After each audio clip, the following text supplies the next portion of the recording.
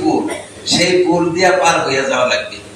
আবার পুলটা হীরা চাইয়া ধার, মানে চাকু ছুরি, আমাদের এই চাকু ছুরি ধারাল চাকু যে তার চাইয়া ধার, পাও দিলে পারা পাও কাইটা যাবে না, ওখানে পাও কাইটা তলে তো দাও দাও করতেছে জাহান্নামের আগুন, গর্জিতেছে, খালি গর্জন তর্জন করতেছে জাহান্নামের আগুন, সে আগুনের মধ্যে পড়া লাগবে। এখানে যদি সিরাতে মুস্তাকিমের উপরে থাকা, এখানে যদি ট্রেনিং করে পাস করতে পারে, যে একদম এদিক সেদিক না যাইয়া সহি রাস্তার উপরে থাকতে পারলেন, তাহলে আপনি ওই পুলটা পার হইতে পারবেন।